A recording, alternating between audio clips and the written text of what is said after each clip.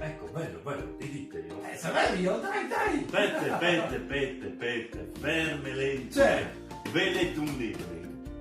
Non significa sei un ipnotizzatore. Per esempio, te quei libri che a pagina 21. Pessimismo di Clamarti, no Berto, pessimismo. Il libro ha dichiarato che non tutti i soggetti sono ipnotizzabili. Uno.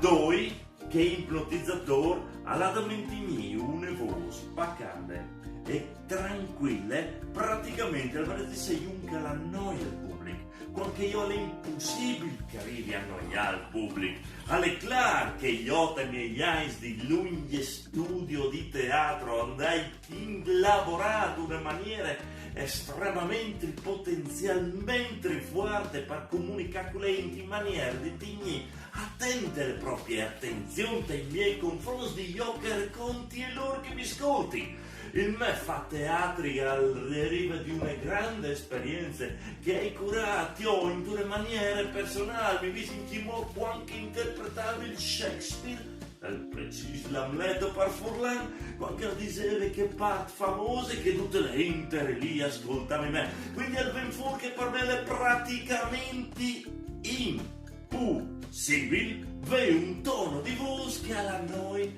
che stufi, che porti le int a indormiti. Sì. Oh, fastidi.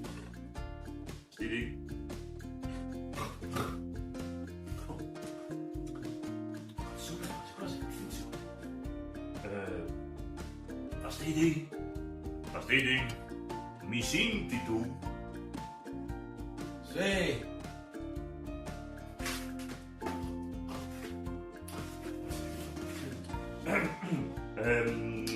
Fastidi, ascolta le mie voci, ascolta le mie voci, fatti pilotare dalle mie voci, libera il tuo pensiero, non restare chiuso, no pensiero.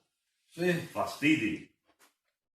Sì. Ascolta attentamente le mie parole. Sì. Le stato sentendo? Sì. Dimmi la che tu sei. Sono a giocare con Gaia da nonno Renato. Tabai tu parliamo. Ma è vero che tua mamma viveva all'estero? Sì, a Muggia. Perché non ti dai sicura? Cosa? Lui è. C'è partire di te. Uno. Ah, io ho capito bene, tua Maria era di Muggia. Triesti. Bom. Vai in davanti.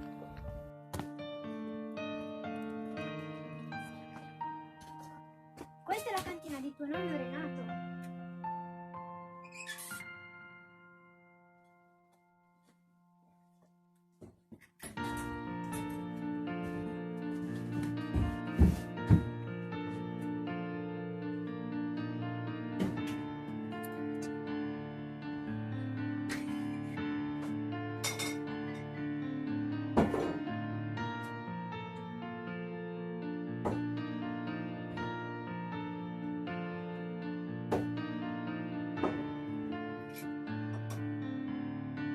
Fastidi, scrivi tutto ben gli ingredienti che mette nonno Renato, mi raccomando.